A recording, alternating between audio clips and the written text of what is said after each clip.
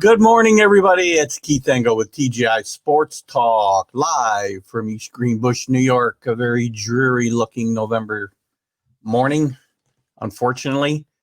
Hope it's a little better where you are. I know a lot of my viewers are going to be in the Northeast, at least my live guys. We're heading towards that time of year, unfortunately. 2 weeks, less than 2 weeks till Christmas, sorry, Thanksgiving. Good morning, Dave Guyette. Good to see you here and see every broadcast. I really appreciate your dependability. Just a quick note, guys, as I say all the time, I want to thank the groups that are allowing me to share this to their pages. Some of them like to remove the content. Don't know why. It's not spam.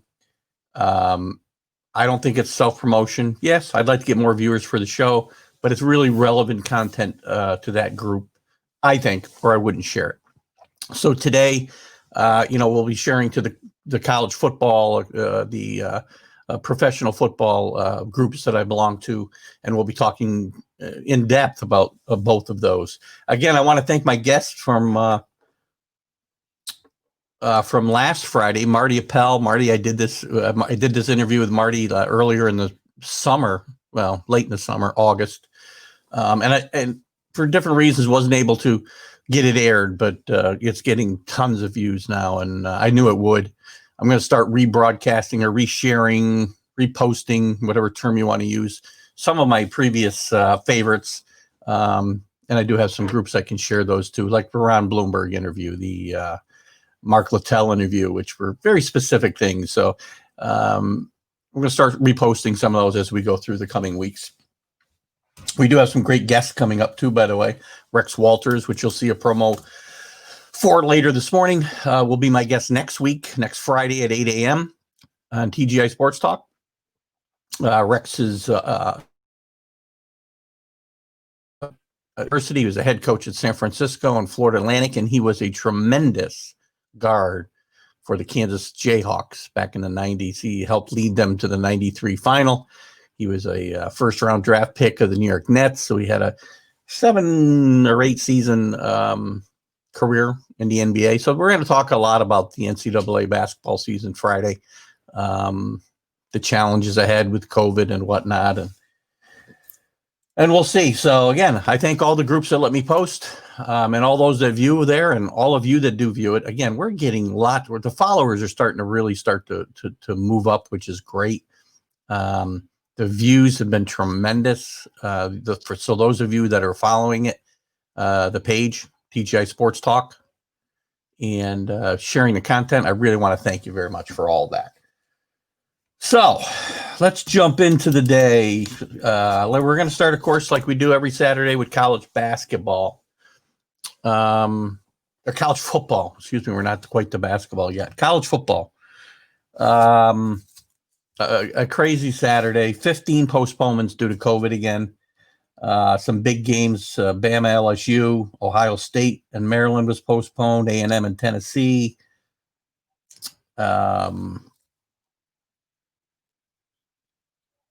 Can't read that one. That's interesting.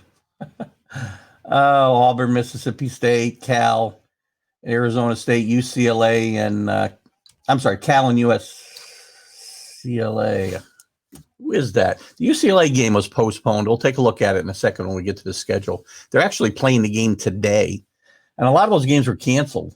You know, when we're talking about COVID-19 and the cancellations, these leagues that started late, the Big Ten, the Pac-12's even worse, they're going to have trouble now getting teams to get playoff consideration, because, again, the NCAA did not expand their selections past 4.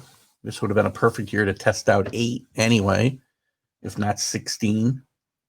And these schools that can't make up games, like Ohio State, you know, they're in the top 4. They're going to be top 4. But if they have more games postponed, is it going to be fair to put them in over somebody who's got more games? We talk about this every week.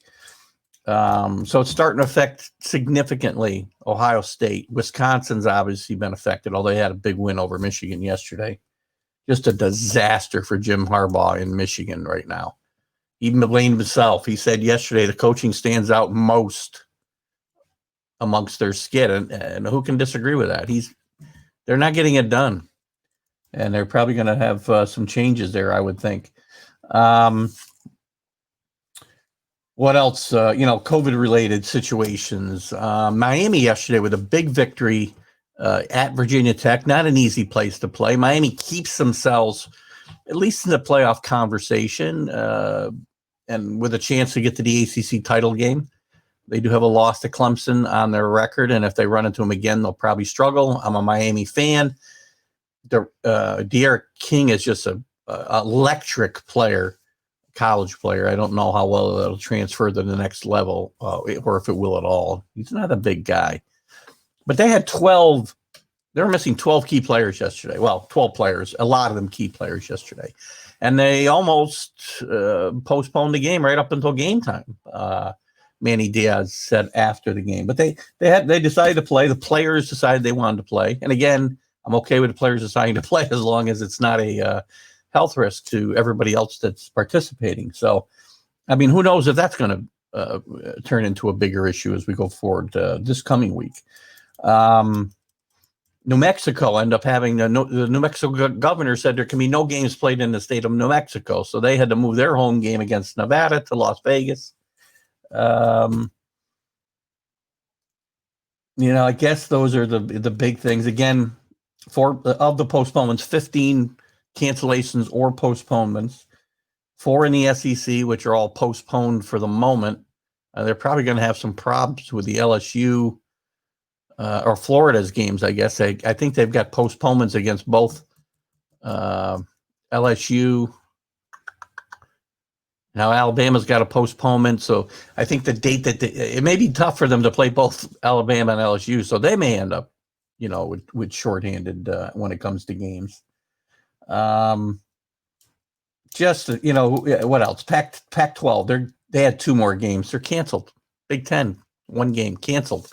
Some other games we'll get through it when we go through the schedule, or the scores, I should say.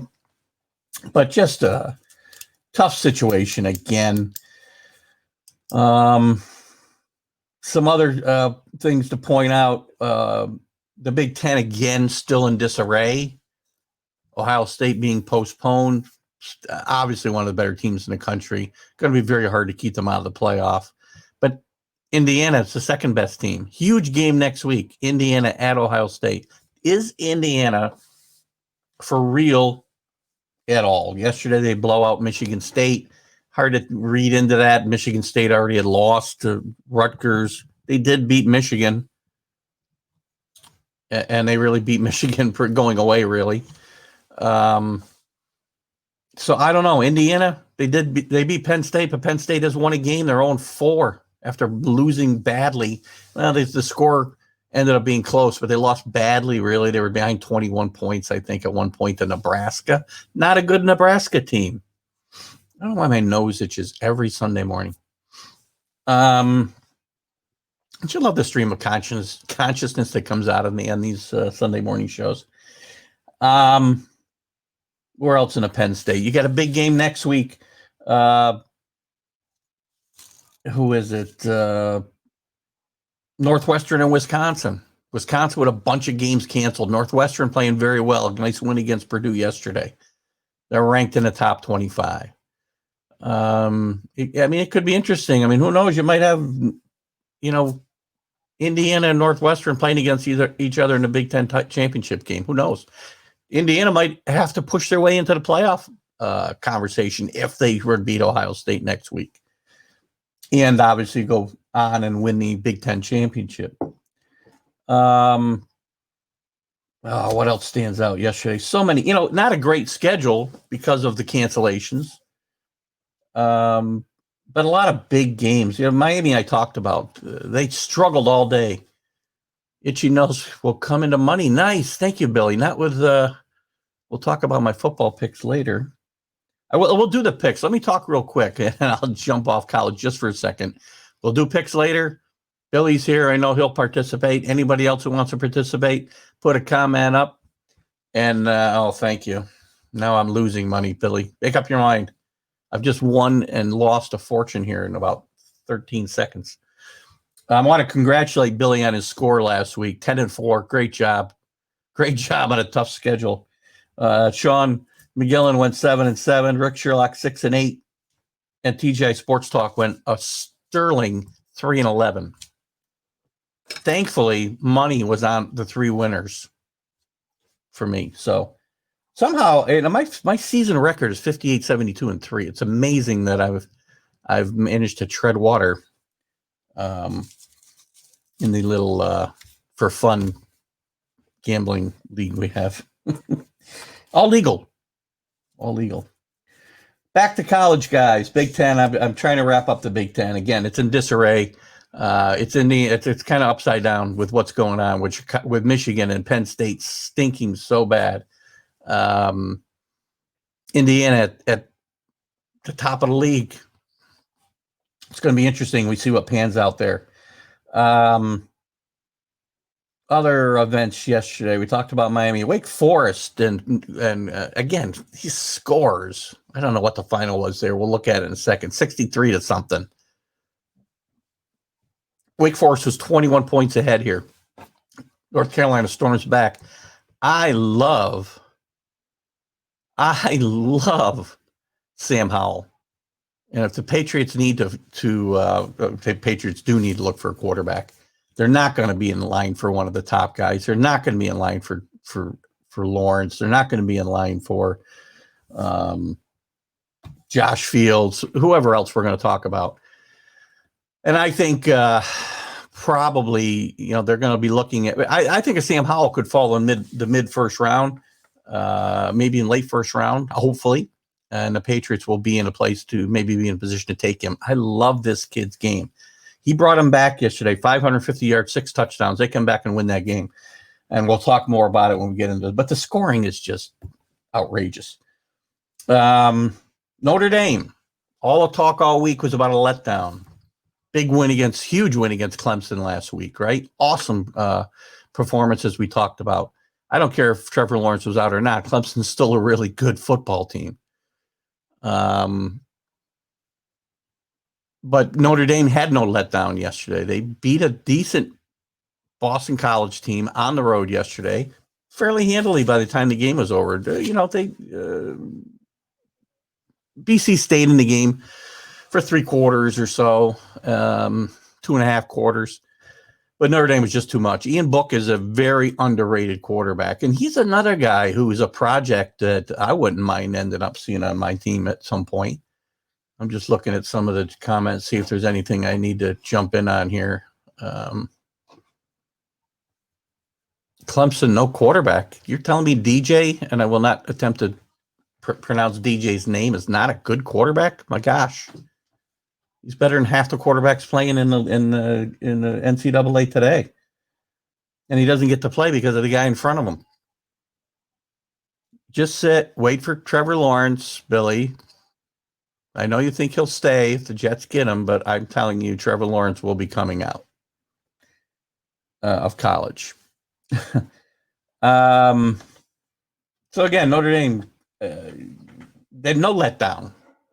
They talked about 93 when Notre Dame had a big victory. I can't remember who they played the week before. They were number one in the country, and BC knocked them off. Well, they didn't have that history repeat yesterday. And Ian Book is playing some great football. On a lesser note, Felipe Franks returns to Florida, gets blown out. Badly. That team is really good. Florida scores a lot of points, no defense. So it's going to be interesting when Florida plays Alabama. Florida finds a way to beat. You're killing me, Billy. Billy, we're going to have to start drug testing and alcohol testing you before the show starts on Sunday mornings. Billy's posting that the Jets will be 8-8. We'll talk more about the Jets when we get to the NFL.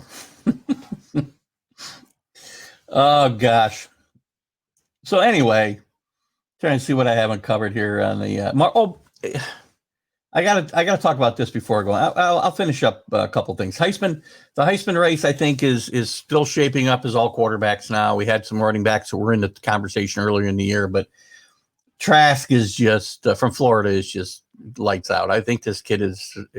There's another guy that there's some quarterbacks outside of Lawrence and Fields in the country that are playing really well. Zach Wilson for BYU is one of them. But I think the Heisman race now is Trask and Jones. Lawrence missing a game, 2 games, hurts his candidacy. They've moved. Let me finish up here. Sorry. Wilson is still in play. Fields is still in play. But again, Fields is not going to have played a lot of games. It's going to hurt him with voters. The voting's been pushed back to after. So I don't think the votes have to be in now until after the conference championships games are played on December 12th. They will have a virtual presentation on January 5th for the Heisman, which is about a month later than normal. I think the last few years they've done it that week of all those conference championships games early in December, first weekend or second Saturday in December.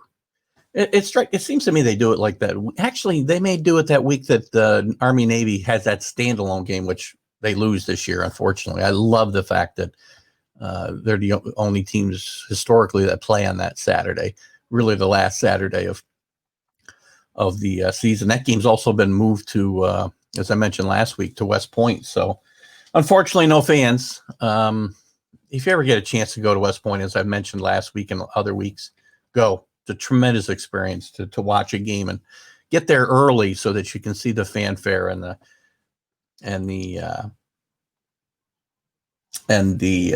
march into the stadium and such. So it's a lot of fun.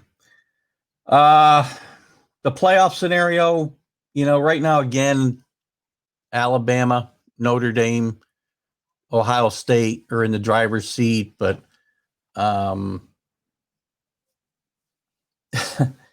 there's just so much up in the air. Notre Dame still got a rough road to get there. They're undefeated, yes, but they're going to have to probably play Clemson again.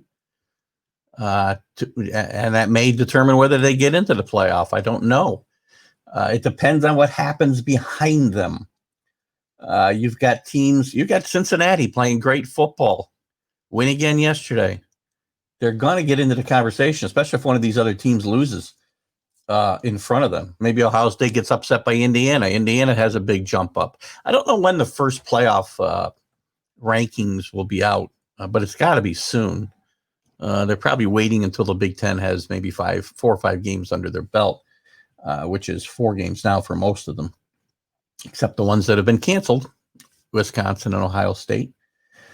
I don't see Wisconsin finding a way to get in the conversation. They could be undefeated and not get in the conversation because they lost 2 games to COVID.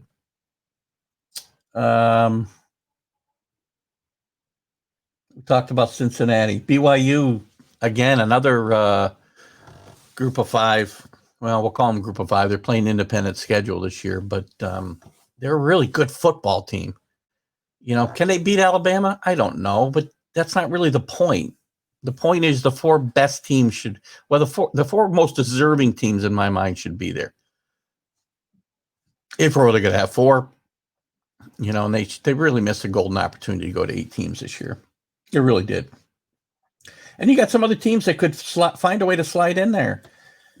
Texas A&M, Florida, as I mentioned.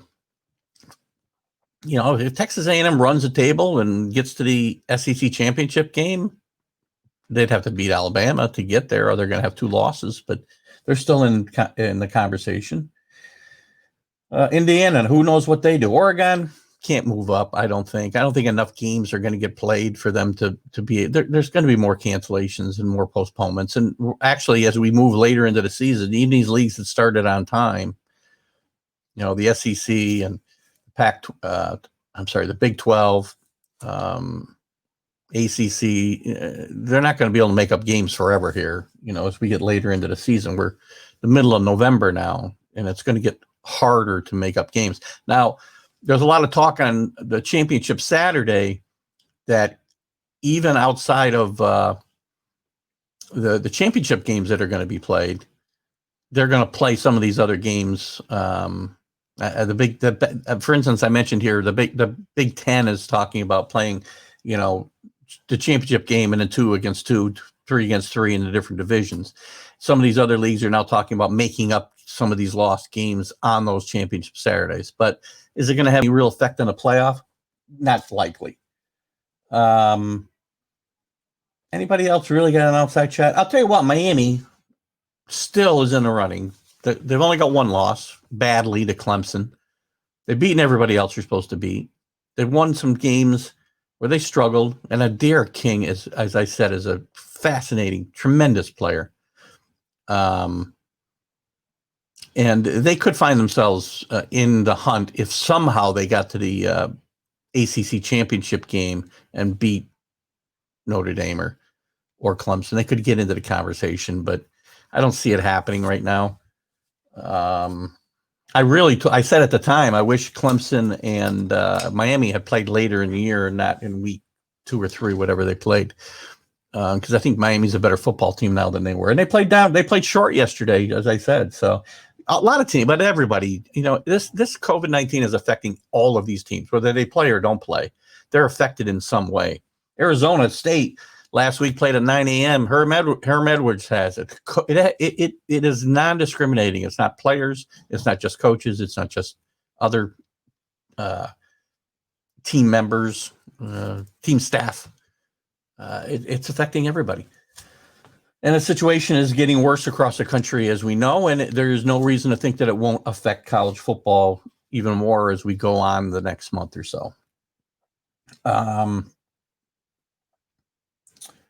That's about it, I guess, for the college. Billy made a comment here. Army throws an interception on the kickoff. Thought he was watching the Jets. Big games next week. Indiana at Ohio State, as I said, assuming these games come off. UCLA, Oregon. Again, I say a big game because Oregon needs to win and win big in all of these games. They've got to show that they're one of the top 4 teams in the country in a much shorter period of time than anybody else. Clemson, Florida State. Florida State's really fallen on hard times. It's amazing some of the traditional powers that are just atrocious now.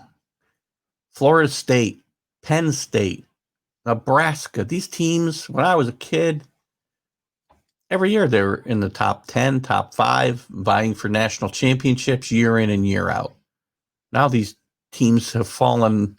I don't even know if they'll ever come back. Nebraska, you think, they're just going to be in a little downturn for a few years. It happens to every program. All the big programs have some down years. Nebraska's been down for 12 years, probably, maybe more. I'd have to look at the numbers, but I mean, look at some of the coaches they've gone through since Tom Osborne left. They should have kept, Frank Solich. He did really well after Osborne, but not up to Osborne numbers, and they let him go. He goes to Akron, still keeps winning big on a lesser level, but they have not been able to even replace Frank Solich, much less Tom Osborne. Bill Callahan, Mike Riley. Maybe Frost gets it together, but he's had a couple of years. Drew said he used to root for Nebraska a long time ago. Ancient history now. I know. What was better, back in the day, what was better than getting up? Well, Thanksgiving was, a great holiday anyway when I was a kid. But then Friday you had these traditional games. Oklahoma and Nebraska seemed to play every Friday after Thanksgiving. And they were great games because those teams were always in the hunt. And this game was, usually for the conference championship because it was them and a bunch of weak sisters most years when it was the Big 8 instead of the Big 12.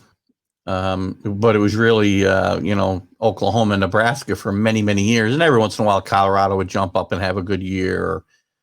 But as we get into the 90s and the 2000s and past, some more of these schools, we saw a leveler playing field, right? And the Oklahoma States and the Kansas States, Everybody except Kansas. Maybe 1 year they had. They went to the Orange Bowl 1 year. I don't know what happened. Somebody should have been drug testing that team. But yes, all these historical teams, Drew says, it's ancient history for Nebraska. It's ancient history for Florida State. It's starting to be. It's not that long ago that they were in the playoff, but it seems like a decade. Not that long, but it feels like it. And it doesn't feel like they're ready to turn the corner anytime. Doesn't feel like Nebraska is going to turn the corner anytime. Michigan hasn't been a real threat for 10. God, I don't know. When did, Tom Brady's favorite coach, when did he retire? Name's escaping me now. Drew can probably give it to me. Oh, gosh, doesn't matter. But, we've gone through some bad coaches there. Rich Rodriguez, Brady Hoke. Jim Harbaugh should have been the salvation of that team. And look where they are. They're worse than when he got there. Don't think you'll see him there next year. Anyway, other games next week.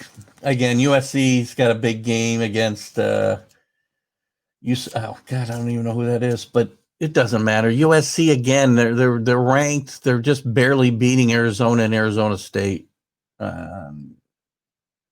Not enough time to build on what they've put together early in the year.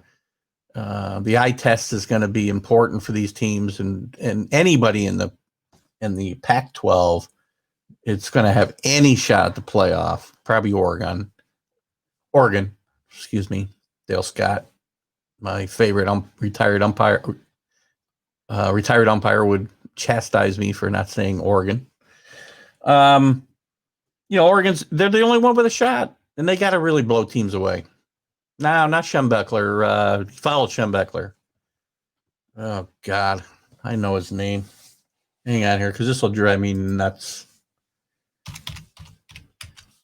Excuse my typing. Michigan football. Coaches.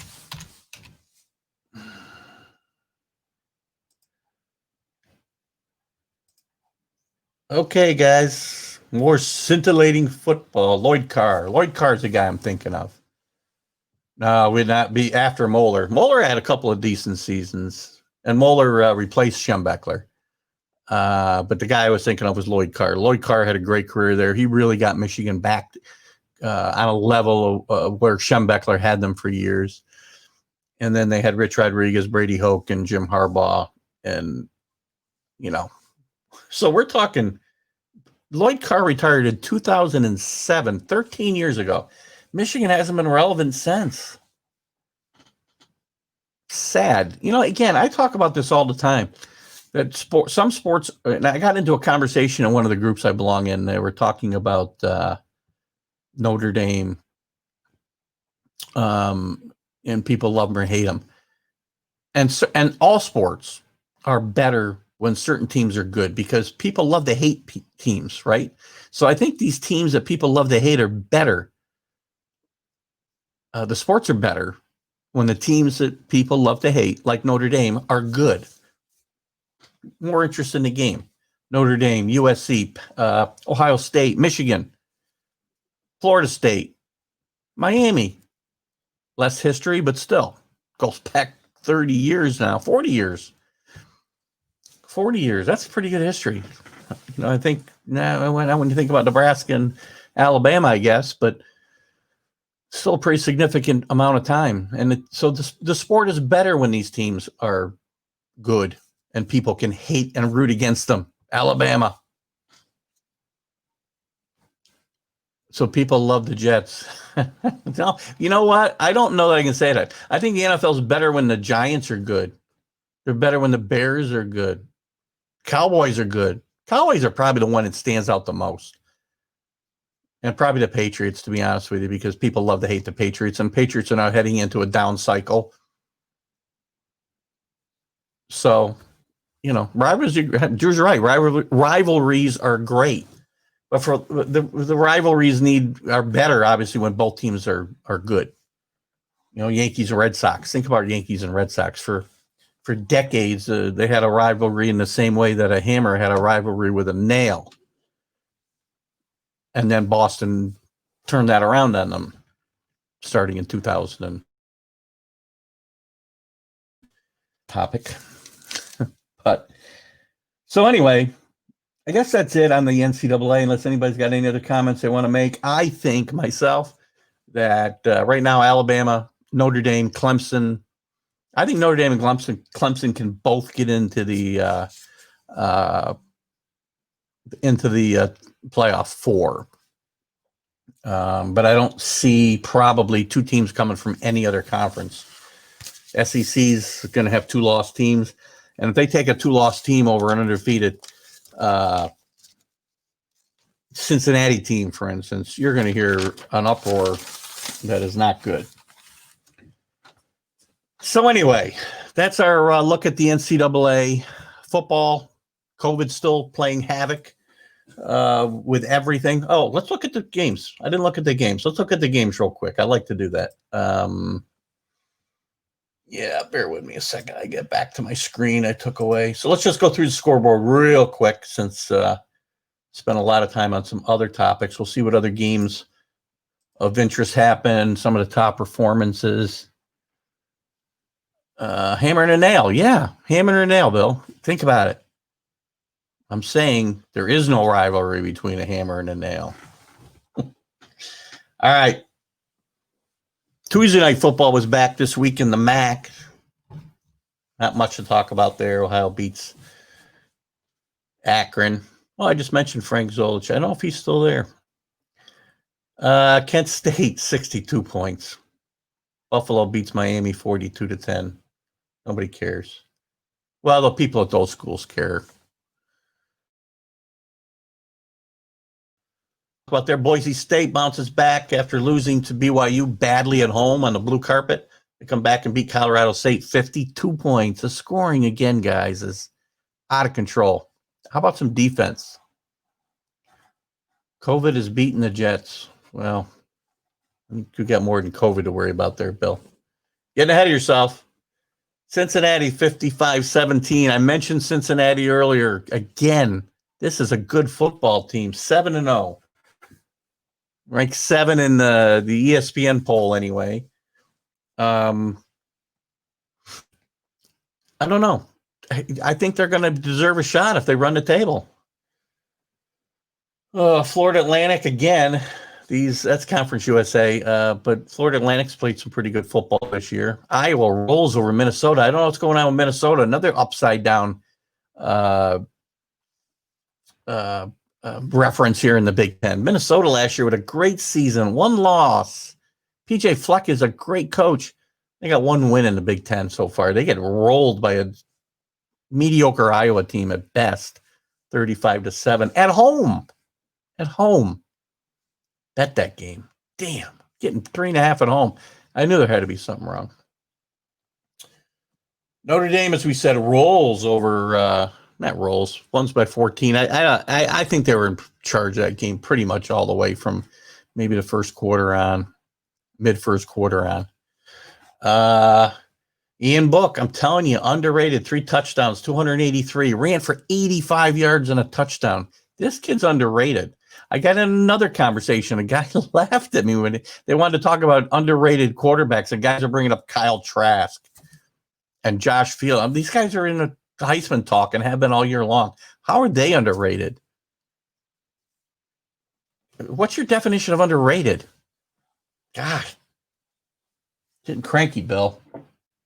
Getting cranky. More coffee. Ian Book's underrated. Moving on. Florida. 63-35. Guys, not overtimes. I'll tell you when these games are in overtime. 63-35. Where's the defense? There is none. None. Some places. Miami with a squeaker over Virginia Tech, as I said. Derek King with another big game. Indiana rolls over Michigan State. Not sure what to make of it. Indiana's 4-0 at the top of the Big Ten. But what really should be really, you would think would be huge wins against Michigan, Penn State, even Michigan State in any other year. I don't know what to make of it. How good is Indiana when the teams they've beaten are combined? Gosh, probably 2-14 or something. Oregon rolls 43-29 over Washington State. Again, they need some big victories. They've got to open some eyes if they're going to move up into that playoff conversation. Wisconsin, same thing. They've only played 2 games. If it seems they haven't played in a month, it's because you're about right. 2 games, 49-11. They roll over Michigan. You got to go home, Jim Harbaugh. I don't know where home's going to be for you, but it's time to look for another position. Marshall. One thing I forgot to bring up, Marshall wins 42-14 yesterday. And yesterday was a sad anniversary. It was the 50th anniversary of the plane crash in 1970 that really wiped out, 80% of the team. Very sad. They had played, I believe, West Virginia and were flying home, and the plane crashed very close to where they should have landed. And it was very sad. Coaching staff wiped out, except for one coach. If you haven't seen, I believe the name of the movie is We Are Marshall. If you have not seen that with Matthew McConaughey, great movie. You really need to watch it. And that story of how they rebuilt that program is tremendous. And Marshall today, is a really good football program. Very good football program. I'll back up here a little bit. I know I tend to do this because of the delay. I don't see your comments right away, but Oregon does have the best helmets, Drew. You never know what they're going to wear on a given Saturday. I haven't seen. Of course, they've only played a couple of games, but in their history, they've worn some of the most atrocious color combinations I've ever seen. Anyway, Marshall wore special uniforms, all black, yesterday in honor of that team, that 1970 team. And again, if you have not seen, Marshall's 16th in the country. They're a good football program. They have been for quite a while now, but they were devastated 50 years ago, obviously, when this happened. If you haven't seen the movie, We Are Marshall, and I hope that's the name of that movie, please check it out. It's really a great movie. Moving on, Tulsa upsets SMU. Small upset. They were playing home. So I don't know if we can really call that an upset. USC squeaks by Arizona, who's not that good, 34-30. So USC might be a bit overrated. Liberty, what a great story Liberty is, 8-0. They win 58-14 over Western Carolina. They're 22nd in the country. Great story, Liberty. Everybody knows the historic significance of that program, right? No, there is none. Some really good wins. A great win last week against Virginia Tech, as we talked about last week. In an interesting game, Northwestern squeaks by Purdue yesterday, 27-20. Northwestern's 4-0 in the Big Ten. They're going to be in the hunt for the championship there. Louisiana beats South Florida.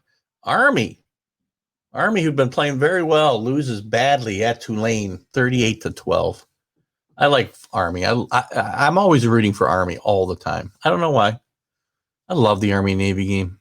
I can't wait till they play it. And I just wish there was going to be fans at, God, I can't think of the name of the stadium, Meek Stadium. It's a great event. If you ever get a chance to go to an Army game, go. Home game. We talked about Nebraska beats Penn State. Penn State 0-4. Nebraska gets their first win. They're 1-2. They win by 7, but they were up by 21 at one point. North Carolina beats Wake Forest 59-53. Again, this is an overtime score, folks. Sorry, sound like Joe Biden there. I'm not going to say folks again, I promise. God. I have a new drinking game whenever Joe Biden gives a speech. I have to drink every time that he says folks. Not good for my health. I found that funny. West Virginia beats TCU 24-6. Kentucky, up and down team. You know, Stoops is a great coach.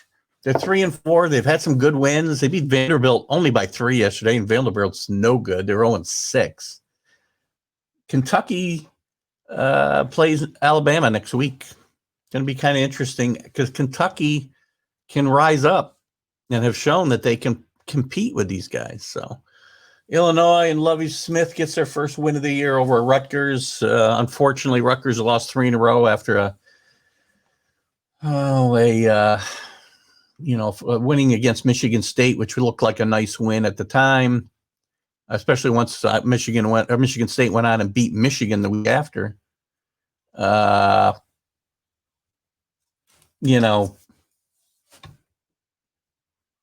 Rutgers is still Rutgers, though. Greg Schiano, maybe he can rebuild them, but they're not playing in the Big East now, like when he built them into a national story his first time around. They're playing in the Big Ten. It's going to be very tough to build that program back up. Appalachian State, Georgia State. Appalachian State wins. We got any other interesting games here? Houston over South Florida, 56-21.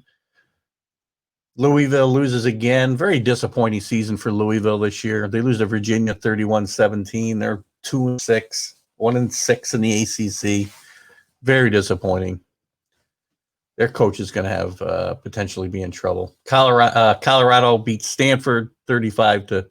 They're 2-0 in the Pac-12. Stanford off to an 0-2 start. They're having a down year this year. San Diego State rolls over Hawaii. Texas Tech squeaks by Baylor. Nevada beats New Mexico. As we said, that game had to be moved because New Mexico's governor will not allow any games to be played within the state. So they moved it to Vegas, and Nevada, I guess, theoretically ends up with a home game there. Although there's probably no people in the stands. UCF, we talk about a lot. I talk about my love of the American Conference, the AAC, American Athletic Conference, and some really good teams in that conference. They're one of them, along with Cincinnati and Memphis and Houston. They beat Temple yesterday solidly. Florida State, as I mentioned before, 2-6 after losing to North Carolina State, a very mediocre North Carolina State team. Florida State is just on the ropes. Ole Miss gets to 3-4 with a big win. 40. Look at this score again. Again, no overtime, guys. Notice I didn't say the F word. Ole Miss 59-42 over South Carolina. Will Muschamp's got to be in trouble at South Carolina too. Look like they might be turning the corner a little earlier in the season, but it's not getting it done. Washington beats Oregon State. Then you got your games that are postponed or canceled. Alabama, LSU postponed. As I said before, they're going to have trouble playing all those games in the SEC. Florida's got games to make up. LSU's got 2 games to make up now against Alabama and Florida. So I don't know how they're going to decide that and which games they're going to play and which games they aren't, if it comes to that, because those games are both important because Florida's in the hunt for the SEC title game. Ohio State, Maryland canceled. As I said, Ohio State's the thing that's going to hurt them. It's going to hurt Josh Fields in the Heisman race. It's going to hurt them in the playoff race is lack of games. They're a great team. They're definitely one of the top 4 teams in the country. It'd be very hard to leave them out, but if they play 5 games or 6 games, and everybody else has played 10 or 11, it gets tough. Good morning, Rick Sherlock. Didn't say good morning to Drew either when he got in the room. Sorry about that, Drew. You were having a conversation with Billy. Obviously, I know. Texas A&M, Tennessee postponed. Important game. Texas A&M still in the hunt for the SEC championship. Georgia, Missouri. Then you got Coastal Carolina. Auburn's canceled. Again, 15 games in all, guys. Memphis, Navy, Pittsburgh, Georgia Tech. Georgia Tech is not good this year. They're playing Miami next week, so that's a good sign for Miami. And then UCLA, Utah, Cal, and Arizona State. That Utah UCLA game, that's the one I mentioned earlier. I mixed up the opponent for UCLA. They're playing that game today, actually. So that's interesting. That they moved it a day. None of the college teams have done that yet, played on a Sunday. I think they're playing at 9 a.m. It's another 9 a.m. West Coast start. So wake up early, guys. They're probably getting up now to have their team breakfast. That's it, guys. Let's move on to the NFL. Okay, NFL. What do we want to talk about? Some interesting stories this week. Well, last week. Let's look at last week first. The Bills with a big win against the Seahawks last week. I keep saying I'm not a believer in the Bills and Josh Allen. And their defense has struggled. Their defense struggled again last week. The defense was supposed to be their calling card, but they beat a very good Seattle team who also has a horrible defense, by the way. So they beat them at home, but that's still a big win for the Buffalo. And they find themselves in a driver's seat in the AFC East by 2 games now over Miami. The Chiefs struggle mightily again, which they've done in a few games, but they're still 8-1. They struggled mightily against the Panthers, but pulled it out at the end. I mean, and again, good teams win those games, as I said. The Vikings, Rick Sherlock, the Vikings are starting 0-5, get their 3rd win in a row, and they're back in the playoff hunt. I like them today again. 3 weeks in a row. Or is that 2 weeks in a row? I guess I had Green Bay against them 2 or 3 weeks ago. The Steelers struggle mightily against the Cowboys. Yeah, I agree with the Seattle had to fly east theory. Again, it's kind of been the West Coast teams coming and playing 1:00 games on the East Coast has historically been a challenge. This year, though, it hasn't been as impactful. But in that game, it was for sure, or likely was. Again, the Steelers were struggled, but they got by the Cowboys in the end of that game. The Cowboys, who knows what they're doing? I mean, probably Dak Prescott's, even with his devastating injury, his bargaining power gets better with Jerry Jones every day. Unless, they decided that they're tanking for Trevor. I don't know. It's possible.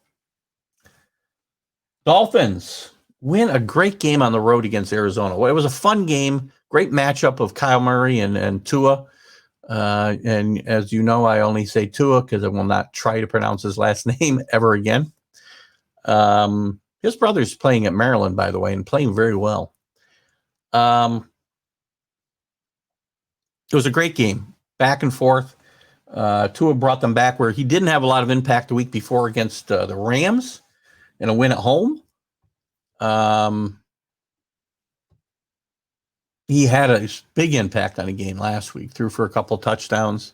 It was just a fun game. And there's some young quarterbacks, guys, in the league right now that are really going to be fun to watch in the game in the seasons to come. Tua, Kyle Murray, Justin Herbert. I always want to say Herbert. I don't know why. Justin Herbert. I guess I want to make it fancier. And I'm missing a guy. Who's the other great young quarterbacks that I like? Joe Burrow. How can I forget Joe Burrow? Playing great as a rookie. His first 8 games where he ought to be really struggling. He's played well, and this is where the guys really start to get it, right? The Bengals, only got 2 wins, but they've played very competitive football, and Joe Burrow's played very, very well. Joe Burrow's going to be huge. Let's see. Cowboys had what Drew say here? Sorry, said something. Oh, Cowboys in New Jersey territory. Yeah, I agree. I also enjoy the New Jersey reference, Drew. New York does only have one football team, as we all know. But the Dolphins, after the Dolphins, 5-3. I said on the Mac and Jack show, which I enjoy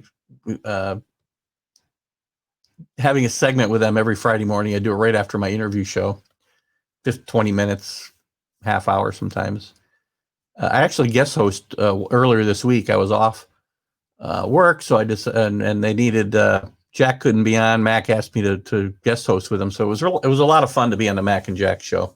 I do post their shows on my page a lot of times. So check them out. You can check them out at maxsports.com. That's MAC''S sports. We have a lot of fun. They talk about a lot of stuff. I don't know how they do it, man. Mac's got a full-time job and he does 2 hours he obviously works, later. I believe he's a catering chef. But he has 2 hours every day, Wednesday to Sunday. God bless him. Maybe when I retire, we'll do that. I want to spend more time with you guys. We're building an audience. As I said back when we started this, view by view, follower by follower, one at a time. And we're starting to get there. The followers are starting to grow. The views are up and down depending on the guests. I obviously get more views for shows where I have a guest than when it's just me and my stream of consciousness chatting with you guys. I enjoy this format. And guys, if you want to call, by the way, ever, I'll put the number up again. You guys like to chat in a room, so where is my number? Hold on. I'll put it up there anyway. Oh gosh, where are you? We'll put it up. Also, one day I'll have one of you guys come in and I'll put you in. Give me your email address. I'll send you a quick invite and we'll bring you in the room to bring you on the show. You're gonna have to come on camera, Billy. Probably put some clothes on. Put the bottle of vodka down. Just kidding, Billy. The financial hour? What financial hour? You couldn't name 5 starting quarterbacks for the season? How do you win 10 games last week if you don't know 5 starting quarterbacks? Penny Jones, yes, we like Penny Jones. We call him, that doesn't work, it's Danny Dimes. But we call him Danny Penny. You might win this week. What else was I talking? I was talking about the Dolphins. Guys get me off track all the time. The Dolphins are ahead of schedule. I said on the Mac and Jack show, one of the first appearances I had with them, that I thought the Dolphins were a year away yet. They got a great coach. They got a great coaching staff. Brian Flores is awesome. Expatriate coach, de facto defensive coordinator. Never got the title, I don't think, because they don't like to pay. You got to pay more if you give somebody the title. There's no defensive coordinator now. But he's doing a great job there. And smartly switching to Tua, I think, at the bye. I wasn't so sure. Fitzpatrick wasn't happy, but you know what? At worst, you're going to get, the same production out of Tua for the last 10 games you're going to get out of Fitzpatrick. And their defense and their offense have put them in a position to, I guess, offensively, probably more than defensively. They put them in a playoff position in the playoffs that he started today.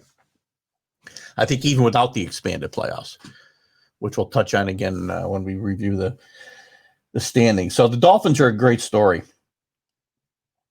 The Saints roll over the Bucks. I can't not touch on this game. Yeah, we're going to talk a little bit about coaches in a second. Yeah, Drew's talking about amazing what teams can do when they get rid of Adam Gase. We're going to talk a little bit about some coaches in trouble in a second. The Saints again roll over Tom Brady and the Bucks for the second time. They're in the driver's seat now in the West or the South, NFC South. Brady looked terrible. I believe by statistical rating, he had his third worst game in his career. Third worst game. There are days where Tom Brady looks old. And again, all the conversation about Brady, Belichick, and obviously it was Brady. Come on, stop. Look at the weapons around Tom Brady. But there's no cohesiveness there. They played well for a stretch of 4 games, and they're probably still going to be a really good football team, and they're going to get better as they go along. Their defense was not good either Sunday. But they need to play together more. You can tell right now, it looks there are days like last Sunday where it looks like it's just a collection of great players thrown out there who never got together, an all-star team. And those don't beat anybody in the NFL. So they need to get together. Very impressive, though, because I hadn't written the Saints off, but Breeze had played so bad early in the year. The Saints had played bad, except for that game against the Bucks in Game 1. They really struggled, but now they were struggling but winning games. And as I said earlier, that's so important. And that's why good teams can get through bad stretches and not just fall off the map. They find a way. They lose a game here or there, but they struggle and, whatever. They had a bad stretch and they go 2-2 or 4-3 or 4-2, and depending on how big the stretch is. But they don't go 0-4, 0-5. When they hit a bad stretch, they find ways to win games when they're not at their best. That's what good teams do. And of course, the Patriots have a bit of life after beating the lowly Jets last week. I'm not putting a lot of stock into that. It does show me that the people who are out there saying that Belichick's going to tank so he could potentially get in the Trevor Lawrence conversation or one of the top quarterbacks. He's not going to do that. It's not in his DNA to tank. If they'd gotten blown out by the Jets, I would say, okay, you're right. But they didn't. They played very well. Cam played pretty well. Again, I know it was against the Jets. Jacoby Myers again with a big game. He's had some very good games the last month, and they may have found themselves a wide receiver. They need more. Darius Byrd played pretty well as well. Harris, I'm sorry. Darian. God. Sorry, Sunday morning. Harris played well, running the ball again. So they had a good team effort. Defense didn't play that well, but they did get blown out by the Jets. Oh. You got the VCR going Monday night, did you, Bill? Anyway, we'll see. They got the Ravens today. Belichick. We'll talk about it when we do the picks. A couple other stories I wanted to talk about. COVID. Got some players. A lot of players went into COVID protocol this week, including Ben Roethlisberger. He was cleared to play yesterday. So he will be playing today.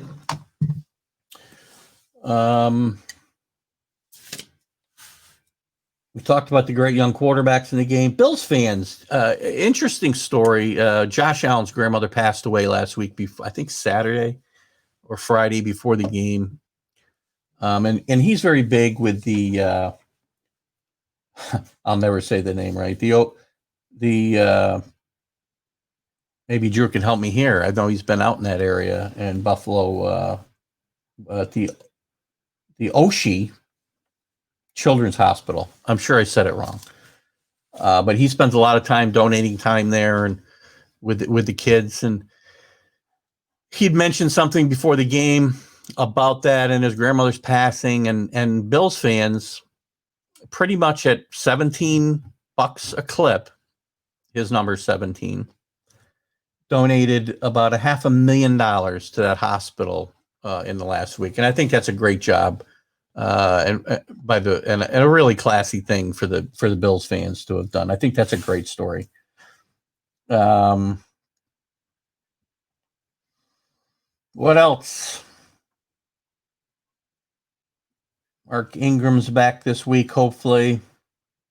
Talked about the great young quarterback. We talked about that. Let's talk about some coaches in trouble. Time is it? 10 o'clock. We'll talk about some coaches in trouble. And a couple spots that are open already. And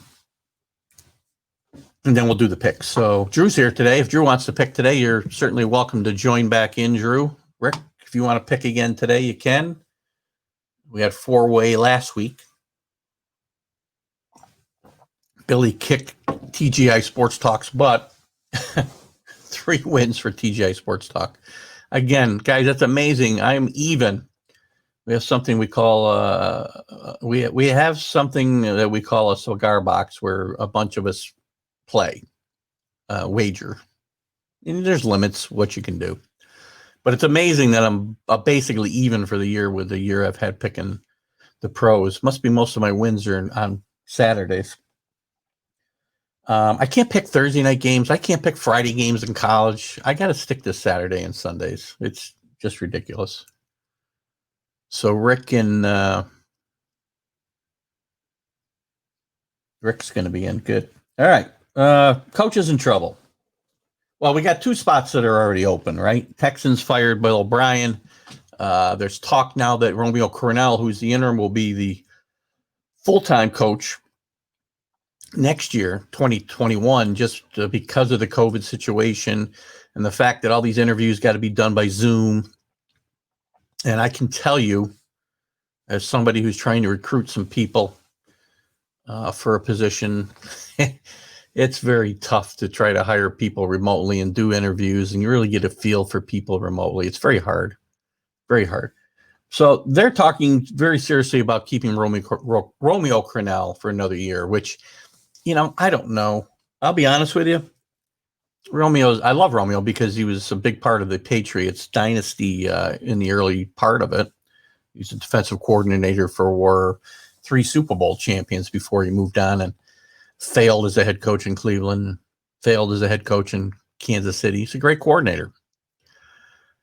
And I don't know if they're not going to have the talent for another 2 years. Well, then maybe it makes sense not to get a top guy. But I can tell you right now, if they bypass, a really hot prospect just because they don't want to do Zoom interviews, then they're making a mistake. I mean, I think if they bring Eric Bieniemy in, the offensive coordinator for Kansas City, to work with Deshaun Watson and get some weapons around, then they'll be onto something. Bill O'Brien's overstayed his welcome there. Another guy who's a really good coordinator, was the offensive coordinator without the title for the Patriots for a few years before he went to Penn State. Did a great job in Penn State, at Penn State, in a very tough circumstances with the whole Sandusky scandal there and the paternal conversation and his forced ouster. But Bill O'Brien's probably going to get a coordinator's job at some point. The other opening is the Falcons. And, I don't think Raheem Morris is going to be the long-term guy there. Not sure who they're looking at. I hear rumors it might be Joe Brady. Romeo Crennel is the Tony La Russa of football. Age-wise, I'm assuming you're talking about Drew, because he certainly hasn't had the success of Tony La Russa. La Russa's in trouble. There's a lot of controversy about him being hired in the first place because of some of his political, social statements, whatever. I don't care about the hiring. I mean, I'm fine with it myself. And there's some question about how he'd handle some of the White Sox players because they're very demonstrative and things that I'm not crazy about watching they do. I think it would drive Tony La Russa crazy. So there was already controversy about Tony La Russa. Now, he had a DWI, it turns out, like a day before he was announced as the manager. So, which was not brought to anybody's attention until like last week. So who knows? His tenure could be very short there. You remember what happened to, and again, I'm off topic here, but you remember what happened to Wally Backman a few years back, quite a few years back now, when he got hired as a Diamondback coach and found out he had some issues that he'd forgotten to tell the team. He never managed a game in the major leagues. All right, back to where I was. Anyway, the Falcons and Raheem Morris. There's the rumors that I hear are that, and you guys know how much, if you've watched every week, you know how much I love the Panthers hire of Matt Rule, and the fact that Matt Rule made a brilliant move bringing Joe Brady along with him to be his offensive coordinator. Took him from LSU. He's a guy credited with turning Joe Burrow into the number one pick in the draft. And now there's a lot of talk that Joe Brady may be in line for a head coaching job in the NFL, and the Falcons are one of those places that we're talking about. Yeah, that's true. Good point. The indictment came down just last week, but again, the point would be that, I don't know whether he told Jerry Reisdorf about that DUI. But also the stories that have come out in the meantime about LaRusso and him trying to get himself out of it by saying, I'm a Hall of Famer, and again, it's a bad look. Who knows? He'll probably keep his job, but I like LaRusso. I think he's one of the best managers in the history of baseball. So, well, the numbers don't make that really going out too far on a limb, right? So anyway, that's the Falcons right now. And then we got guys who are in trouble. Adam Gase is gone. He's a dead man walking. Be very interesting what the Jets do there. I would think they've got to get an offensive-minded head coach if they're in fact going to bring Trevor Lawrence into the mix. So it'll be interesting to see what they do there. But there's some really good offensive minds that are going to be available too. Joe Brady. Now, unproven. Maybe the Jets want to get a proven coach in there now. They've gone the assistant route now.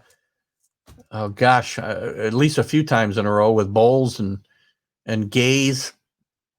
Not sure who was there. I'm trying to think who was there before Bowles, but Gase stays. Well, if you enjoy being 0-16 every year, Bill, then you keep Adam Gase. He's lost.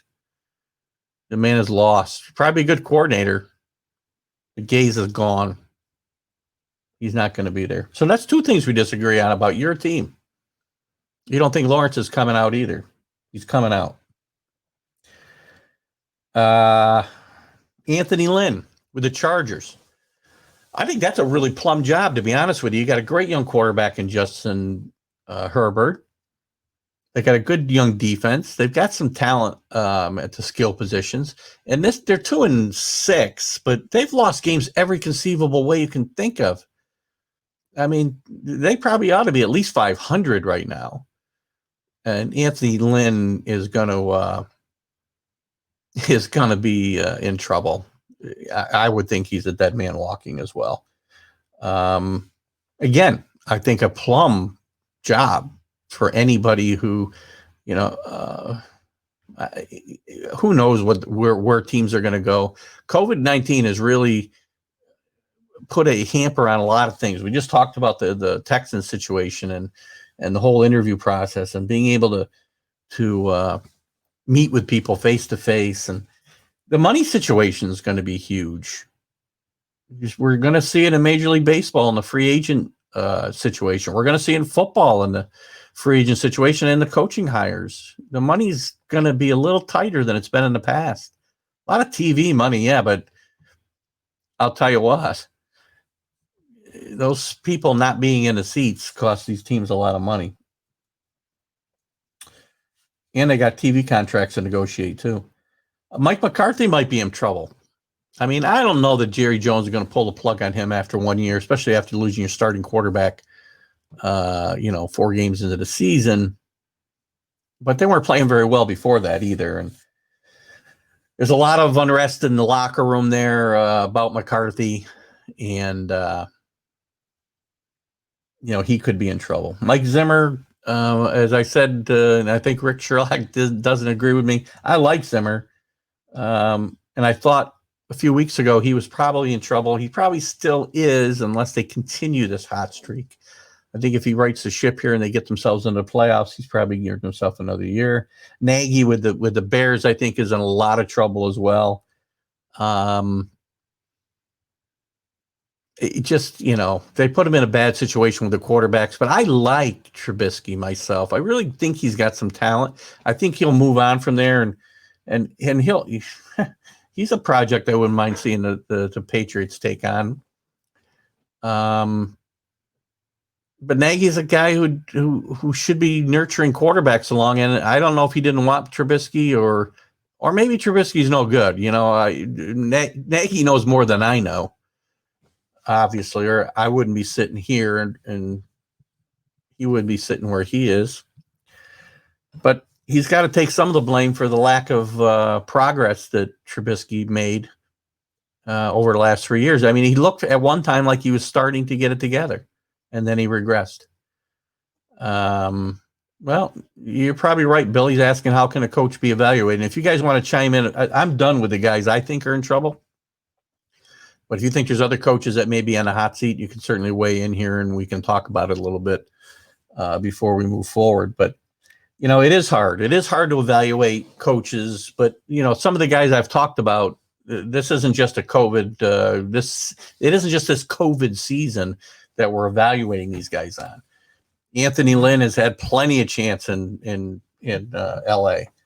Bill O'Brien had plenty of chances in Texas or Houston before they moved on him. Adam Gase, look at if you think the Jets' problems are all COVID related, then maybe you should be the Jet coach, Billy. Adam Gase is not an NFL head coach. He failed in Miami. No COVID situation then. Didn't have players, but still. They were not unhappy to see him go. So, again, Mike McCarthy, again, I wouldn't judge him this year. He should get another year for sure. Mike Zimmer should probably get another year because they've been good most of his tenure there. Not win playoff games, but Nagy, I think, has had plenty of chance as well, and so did Dan Quinn. So the guys that have been fired so far had plenty of opportunity. This isn't a COVID-19 season situation, so just my humble opinion. But that's why I'm here. I love disagreeing with you. It's fine. We can agree to disagree. That's a good thing about me. And hopefully you guys as well. I will listen to everybody's opinion. I'm a very opinionated person. Whether it's sports, whether it's politics, but I don't talk politics on social media. I don't talk politics on my show. But I'm open-minded. I listen to people. And the problem, and it becomes this way in sports as well, but it's an epidemic in this country. Probably a bad word to use, but it fits in my mind that, nobody listens. There's no conversation back and forth. We're a very partisan society. And it's sad, and nothing's going to get done until things change. If you're not part of the solution, you're part of the problem. And I'll just leave it there. So that's just my political statement. I read my political statement last week, Bill. Maybe you missed it. You got to watch the beginning of last week's show. I had a great political statement. I don't want to give it away, but if you go back and watch it, I'll give it away. It was basically, I read a big, long thing, and it sounded like I was talking about Donald Trump leaving, and it was really about Tom Brady being with Tampa Bay. It was pretty funny. I had to share it. So if you didn't, I did it at the very opening, I think, of last week's show. So if you want to go back and watch it, if you missed it, it was fun doing it. So that's what I got. Let's look real quick. We'll go through the standings real quick, see what's anything's changed, who I think might be still in the hunt, who I think might be dead in the water. And we'll go through this quickly so we can get to the picks. Again, I know Billy's in, Rick's in. Drew, if I missed it, you could certainly welcome to participate again. I think you We all tied, I think, the last time you played. We still got to look for a time to get together, and it may be tough because who knows? We may be going into another lockdown soon. So we will be getting our BJ's on. That sounds bad. We'll be going to BJ's to have a few beers at some point. AFC East lines. I give you the lines as I go along here. I can't be typing them all out. I don't have a producer, Bill. I'm the producer. I'm the executive producer. I'm the show booker. I'm the advertising guy. Yeah, you probably. I think you did win. I'd have to go back and look, but I believe you. I haven't won a week when I've picked against you guys. I got started out well until I started inviting you guys to pick with me, and I went in a crapper. All right, AFC East. Buffalo's in the driver's seat right now. 2-game lead on the Dolphins, but don't write the Dolphins off. They're playing really good football. We're going to find out about my team tonight. If there's any real life, they need to have some fight against the Ravens. Belichick tends to, I know I owe you a beer. I owe everybody a beer. So we'll be getting together for that once. We'll see how your health is holding up and when you're able to stand, and we'll have to find a time where Billy and Rick can get together too. So we'll find out a lot about the Patriots tonight. If they're going to sneak back in this thing, and again, they've expanded the playoffs to 7 teams, as you know, and there's also the opportunity. You'll never pay for a beer. You're right. You won't. Expanding the playoffs, 7 teams. I wasn't crazy about it. It is what it is. There's the opportunity, as I mentioned last week. There's still a chance. I think I mentioned. I might have been on Mac and Jack's show. I mentioned it that the NFL is leaving the option open that if teams haven't all played the same number of games, and teams might have been in the playoff conversation if they had played an extra game and could make it up, that they may entertain an 8th team, which I hate. And in that scenario, they would also do away with the division winners having seeding over wild cards. It would just be strictly the number 1 team by win-loss would play the worst team. So it could be a division winner in the 8th spot in the Eagles situation, for instance. But I'm not a big fan of that scenario, but we'll see. The AFC North, Pittsburgh Steelers, 8-0. The schedule hasn't been the strongest. They did beat the Ravens. They did beat the Titans. Pittsburgh going to go 16-0? I don't think so. But they're certainly going to be in the playoffs and in the driver's seat. They got a 2-game lead on the Ravens and also a game in hand against them. The Browns probably going to be in the playoffs. They're 5-3. Still not a Baker Mayfield fan. This team wins games. They've won 5 games. They're 5-3. They lost some games they shouldn't have lost. Lost the Raiders at home. There's something, it's just not quite there. And again, they've been outscored by 31 points. They're 5-3.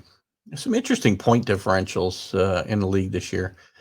The AFC South, the Colts, who I just keep saying every week I don't believe in, and then they beat up the Titans the other night. They're tied now at the top, and the Colts got a game in hand there. Not a big Ryan Tannehill fan either. Not a Phillip Rivers fan here either. They're the only team that's got a chance here, obviously. The Texans are out of it. Jacksonville's horrible. We got no quarterback. I feel bad for Deshaun Watson in Houston. The man, he's a great talent. Great talent. And they just have been dysfunctional, really, from the beginning. Now Watt wants out. Tough situation. AFC West, Chiefs running away with it, 8-1, but Raiders are in the playoffs right now. Another team with a winning record, but a negative point differential.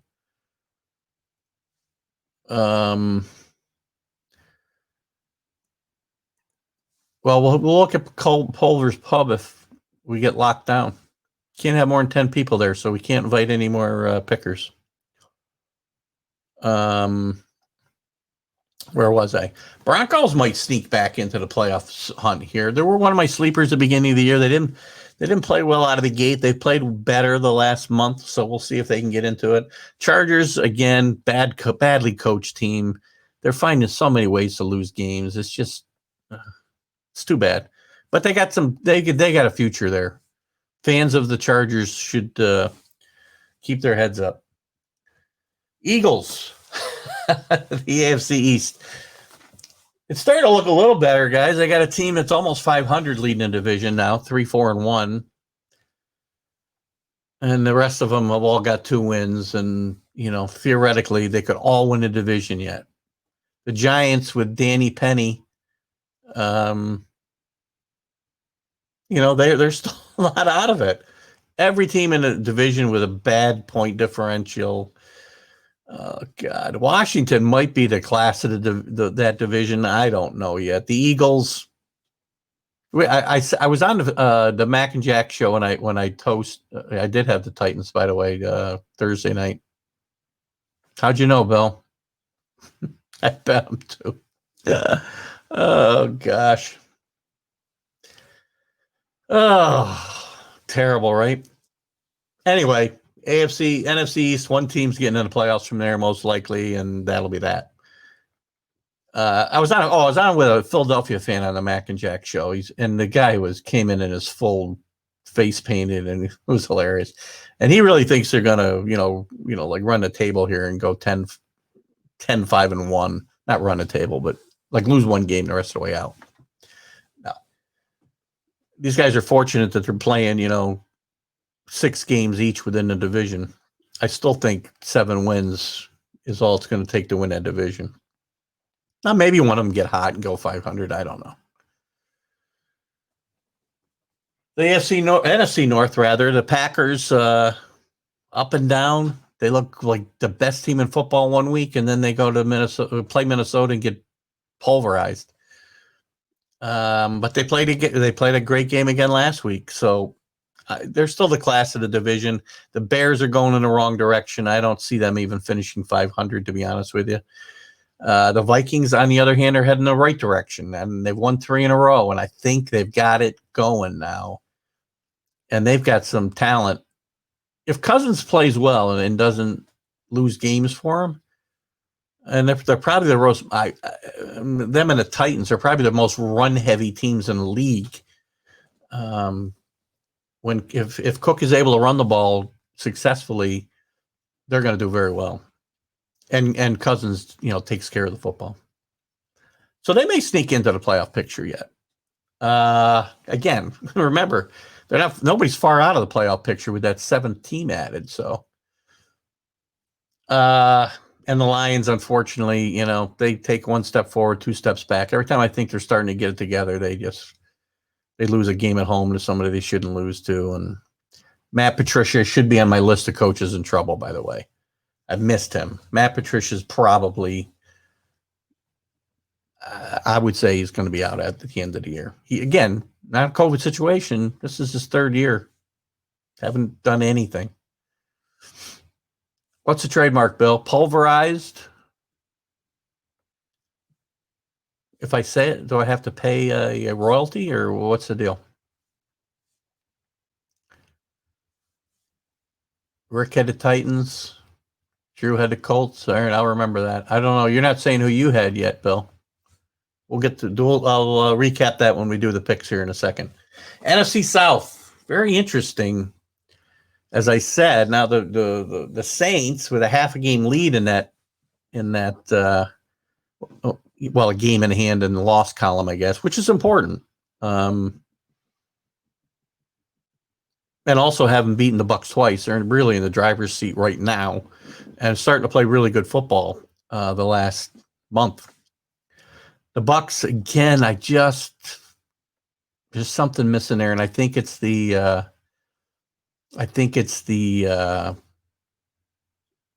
again the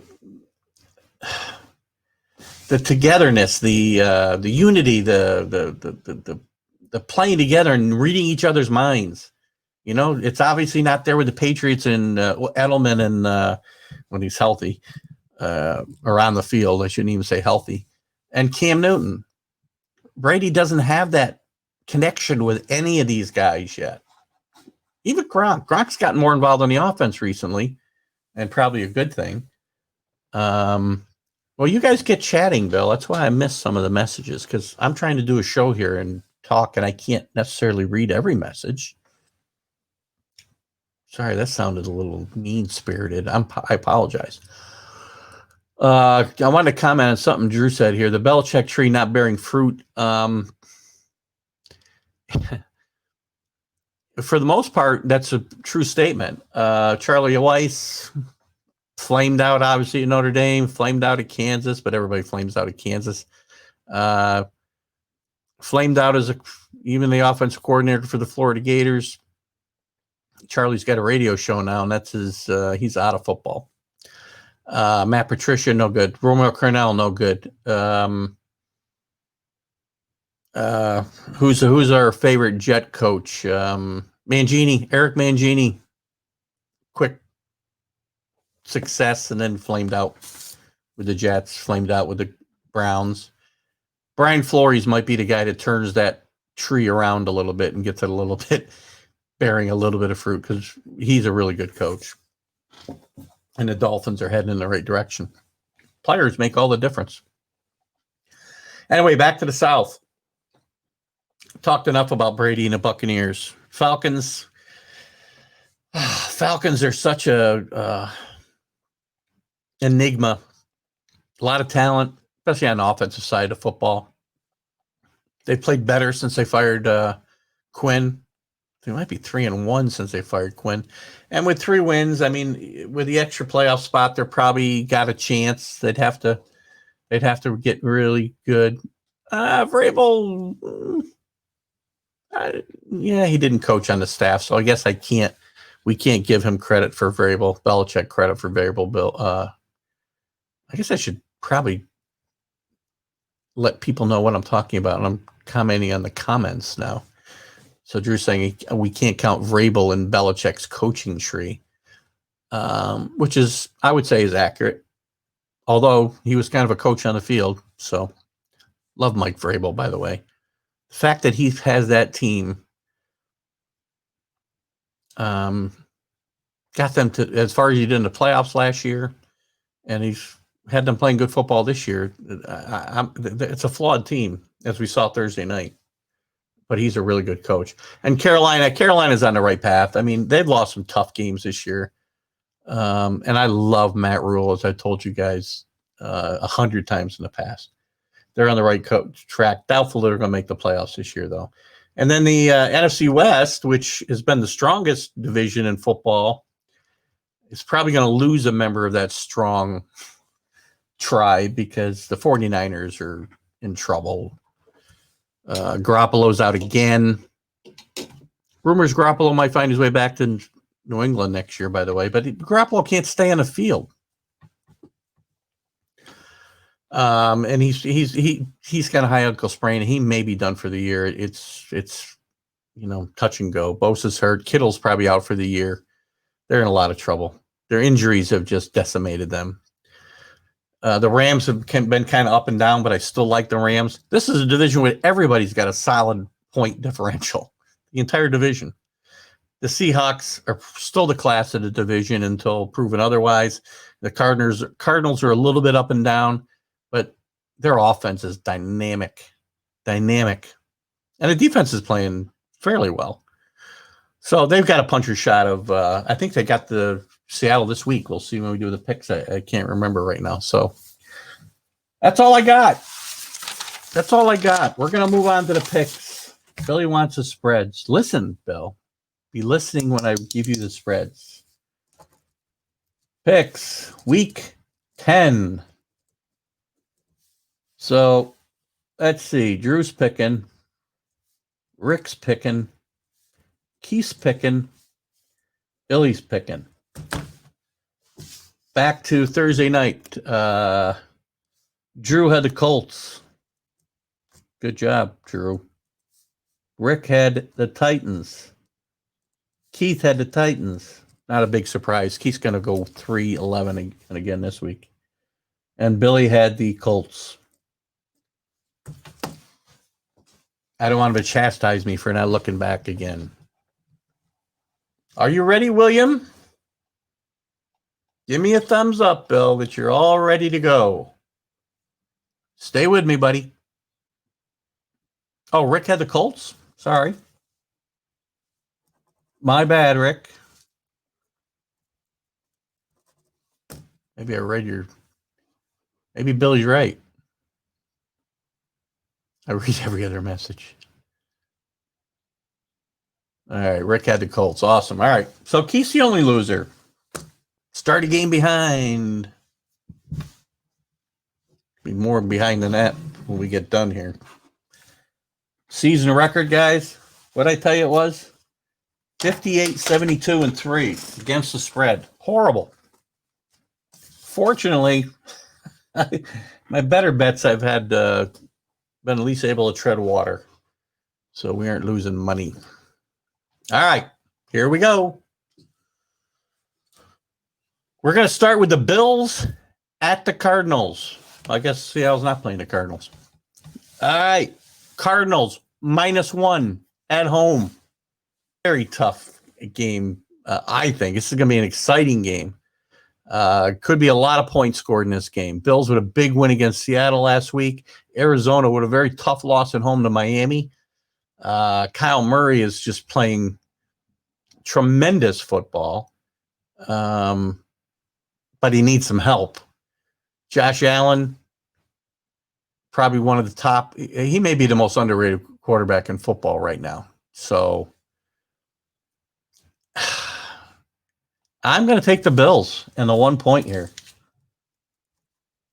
Bills +1. I think I saw Rick's pick come in. Cardinals. Drew, Bills. Billy, Cardinals. Well, we're going to be all over the board this week. I can see it. It's going to be an exciting game. That game is at 4:05, I think.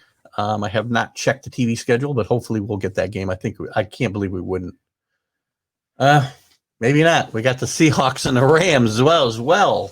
Maybe there's 2 games. Yeah, one's on CBS, one's on Fox. We might have 2 late games here today, I hope. Seahawks and the Rams.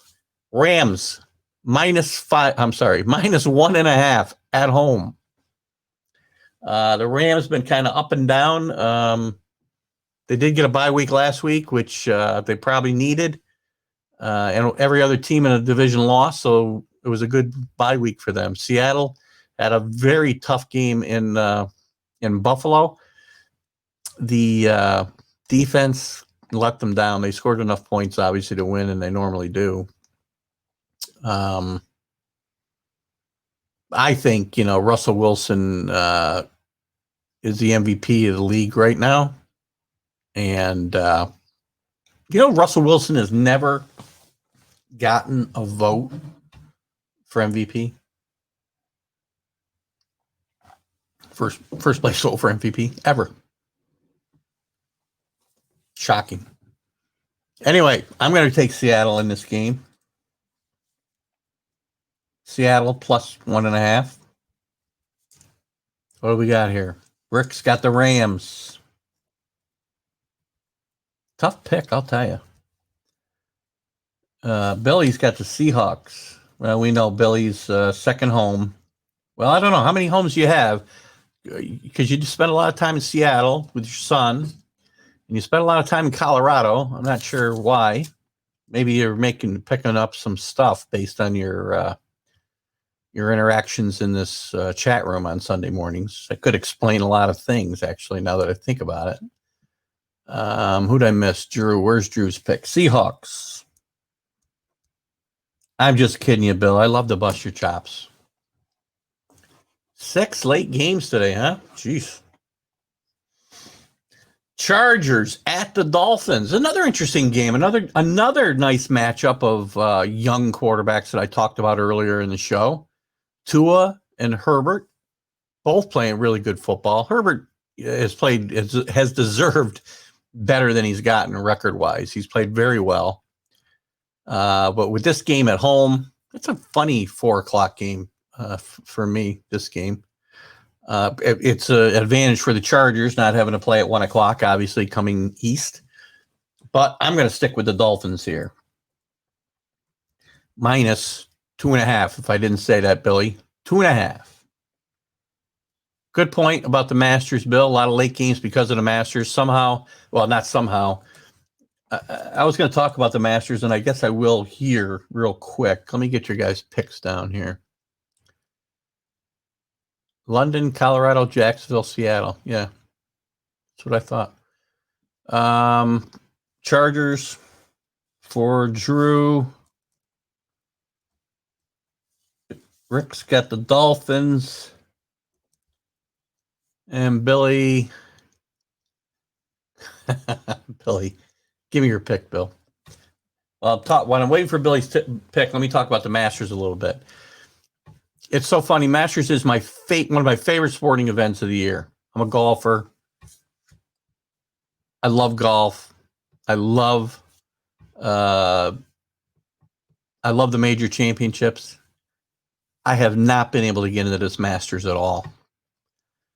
The fact that, it's normally played the first weekend in April and we're playing it in middle of November. The course is playing totally different. Dustin Johnson is 16 under, I think.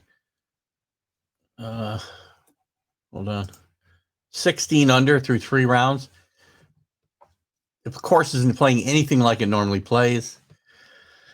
And it's just not a lot of fun. I have not had a lot of fun watching this Masters. Today, they're and all week long, I think, because obviously you have much less daylight than you would have in April. They've had to play start guys on the 1st and the 9th tees, and I don't like that. Those guys don't get that, especially on the weekend, on Saturday and Sunday especially. They don't get that walk up the 18th hole, all of them. With the fan and no fans, the azaleas aren't in bloom. The course looks so much different. Looks like any other course right now, and it's playing like any other course to these guys. And that's one of the things I like about the majors is that they don't shoot, 20 under par for the tournament. They struggle. I like to watch guys of these calibers struggle and play great golf courses. And the course is not set up to be a great golf course right now. They need to lengthen it anyway, by the way. So anyway, I digressed because Billy mentioned the fact that there's so many late games because of the Masters. And Masters will be finishing up at 4:00, and that's why they're playing. They're starting on both the 1st and the 10th hole. Do I have a television on every wall? No, I don't. When I can't be out on a Sunday, like I like to be with my boys, which we have not been able to do this year, obviously, where we can watch all the games. I'll set up my computer, watch a game on there, watch a game on the TV. I might have the golf on my phone. So that's kind of how I keep up. Billy took the Dolphins, by the way.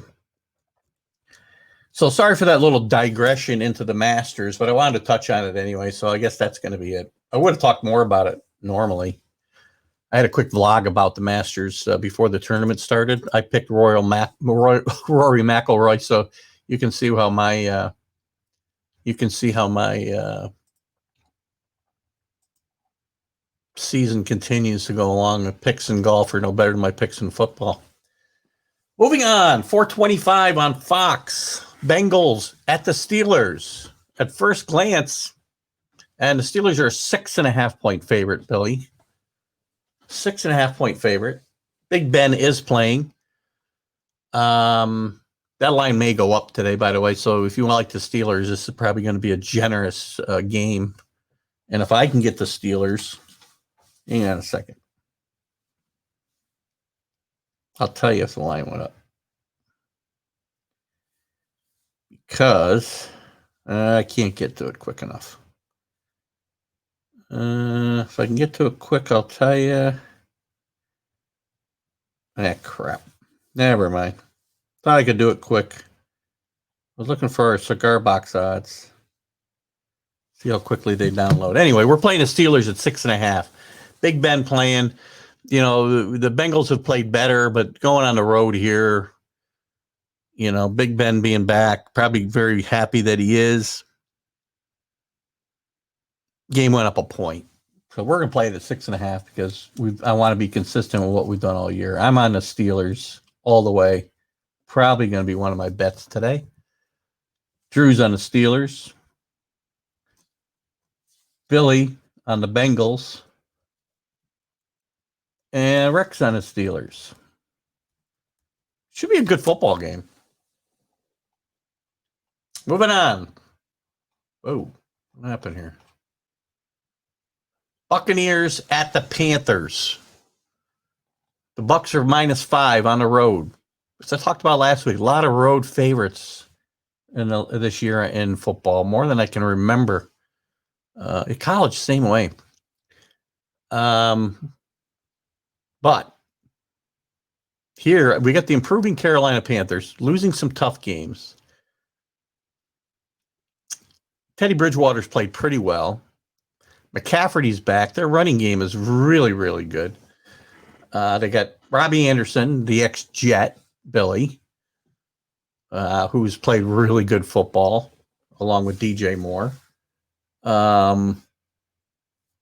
McCaffrey's out, it looks like, possibly today. I forgot about that. He hurt his shoulder near the end of the game last week. They're such a better team with him playing. It's going to be interesting. The Buccaneers have struggled the last few weeks. They got beat badly last week by Tampa Bay. They almost got beat by the Giants the week before. So this is a tough spot. It's a tough pick, I think, given 5 on the road. I have been wrong whenever I picked the Bucs. I think I bet them once and they won. But every other, I think in this picking arena, I've done very poorly with Bucs games, and I'm gonna take Tampa Bay today. I'm not picking against Tommy today. -5, Tampa Bay. Yeah, he is out for sure. Drew says McCaffrey.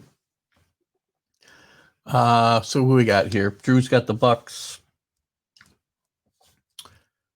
Billy's got the Panthers. You know, I've been very bold with these picks all year, and it's got me nowhere. Rick's got the Bucs. All right. My game of the day. Ravens at the Patriots. Ravens 7-point favorites on the road. You guys know who I'm picking. Again, both teams are coming off wins. The Ravens did struggle a bit on offense last week. Lamar Jackson has struggled against good defenses throwing the football this year, at least more than he did last year. Their defense is playing okay. They're 6-2, so again, their record says they're a good team.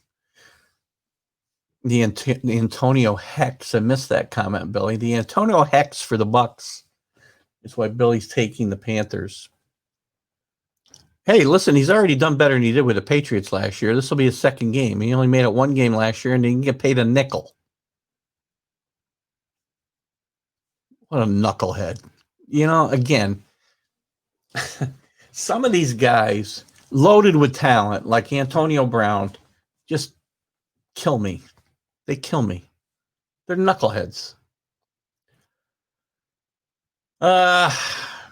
It's possible that, you know, the Baltimore has been exposed a bit the last couple of weeks, and Lamar Jackson, Major League's catching up with Lamar Jackson a little bit, because while he's still this great threat, you know, running the football, he doesn't have the passing prowess of some of these other guys who can run, like Kyle Murray, like Russell Wilson, like Patrick Mahomes to a lesser extent.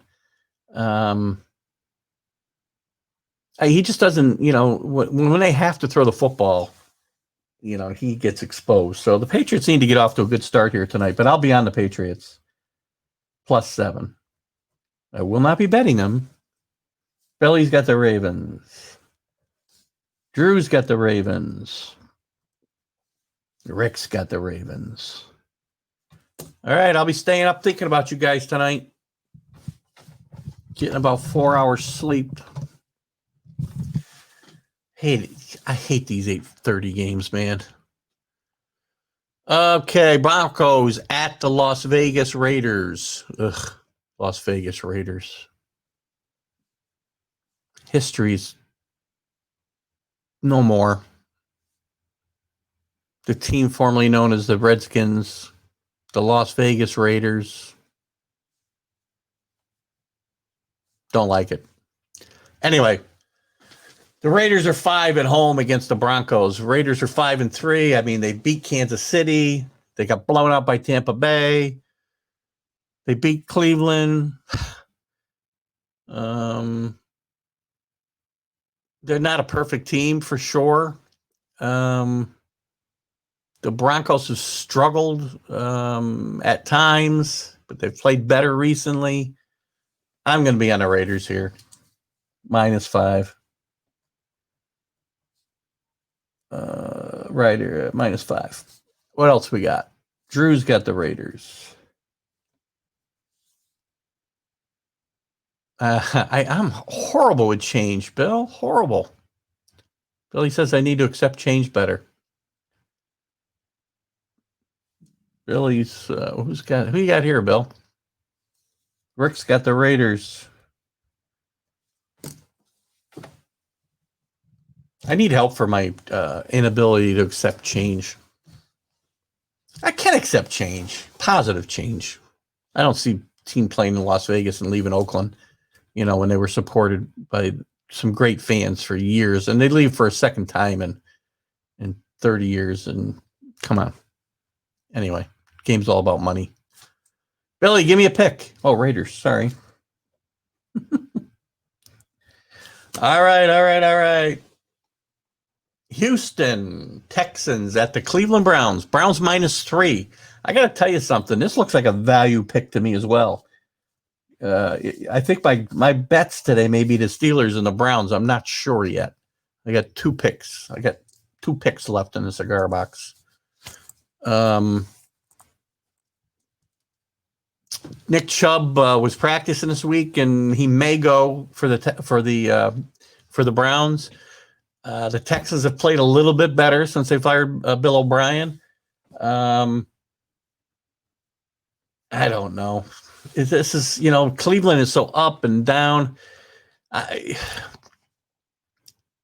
going to be on the Browns here, -3. They're enigma. I'm not a big Baker Mayfield fan, but I'm going to be on them. Drew's on the Texans. Points? Gave you the points. Seriously, do you bring that stuff back from Colorado with you, or you grow your own? Browns -3. Value pick. Rick's got the Browns. 3 points. Drew. Don't be going down to Billy Pulver. Pick my own spread line. I can go to 10 different sites and get 10 different lines. Billy's got the Browns. All right, guys, we're making headway here. I got a guy coming to pick up a free Christmas tree at 11:30. Bought a new tree. Get some good Christmas karma and give away the old ones in great shape. Okay. 49ers at the Saints. The Saints are 9.5-point favorites at home. Mostert might come off the injury reserve to play today. Possibly. Don't know. Haven't seen. You guys may have seen it. When I go on the air, sometimes I miss the inactives, by this time of the morning. So if somebody knows something, they can certainly speak up or keep it for their own What am I looking at? Well, it depends, Bill. All the points could differ if you're using a different site. I use the same site every week, so it's my show. Get a big head, I'm becoming a veteran at this. What else did I miss? Name, game, and say points. Oh my gosh, how many times? What do you listen to? One more time. 49ers at the Saints. Saints minus 9.5. The delay may be causing some of this problem, Bill, plus your medical situation. La la la la la la. Where are we here? I gotta find the picks. Saints. I didn't make a pick, did I? Sorry about that. I'm on the Saints. Minus 9.5, Billy. Billy took the Saints, right? Drew, I gotta find your pick amongst the chaos. Saints. That's at 425. All these good games at 425, man. It's going to be tough. I got to see what the TV games are. See, that's the other thing with not being able to get out and watch the games. Not that we would do it at the 4:30 games, but 1 o'clock games. There's, we don't get to see them all. I won't pay for the ticket. Jacksonville at Green Bay. Billy. Jacksonville at Green Bay. Moster's not playing. Thank you, Drew. Solidifies our Saints picks, I guess. Jaguars at Green Bay. Billy. Packers minus 12.5.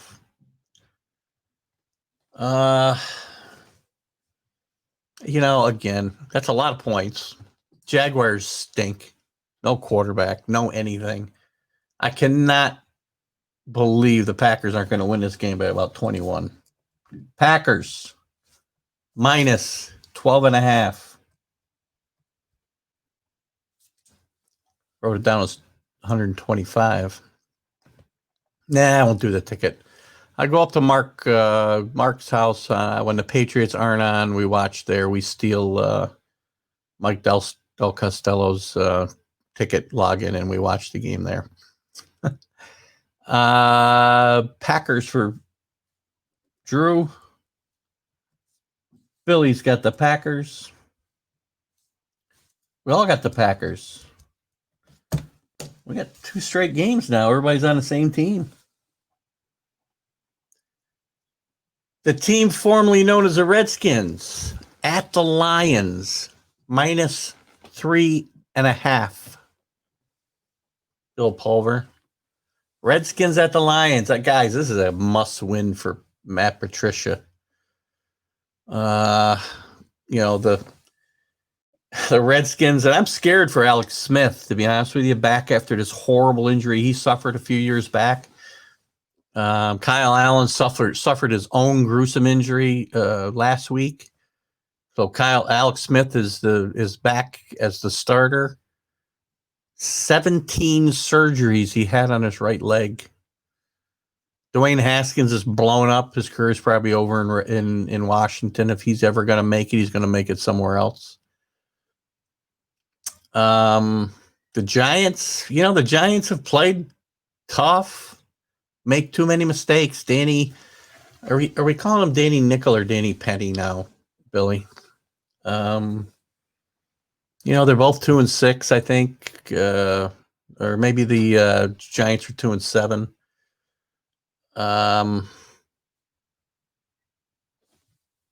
Wait a minute, I'm all screwed up here. How did I get the Giants? I skipped games here. I moved on to the next game.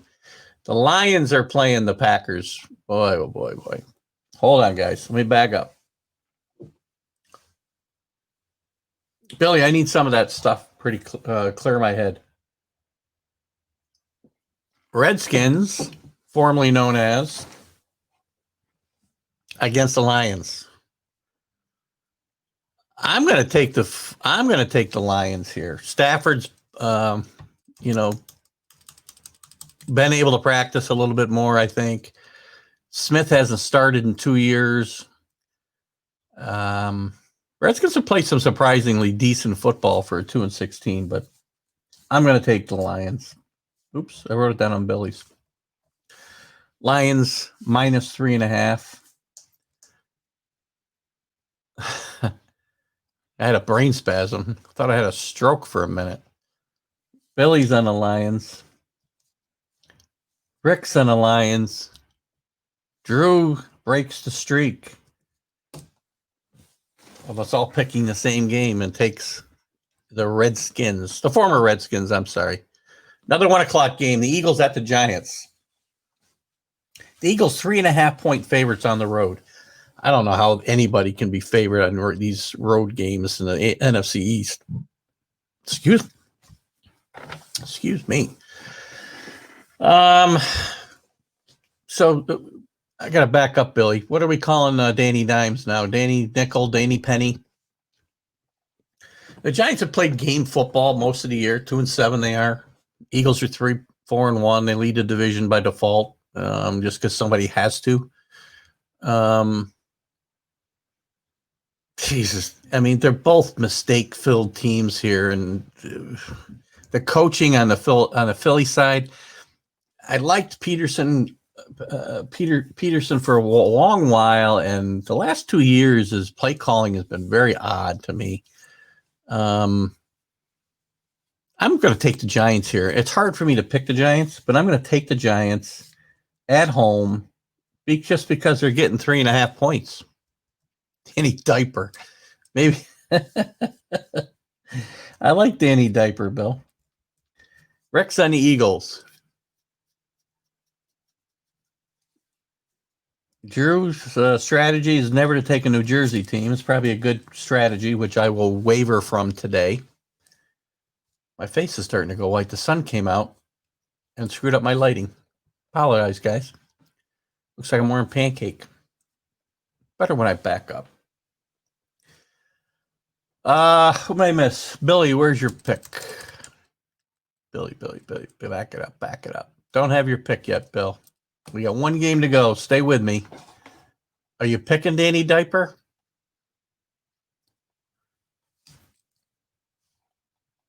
I'm going to move on. Wait for your pick.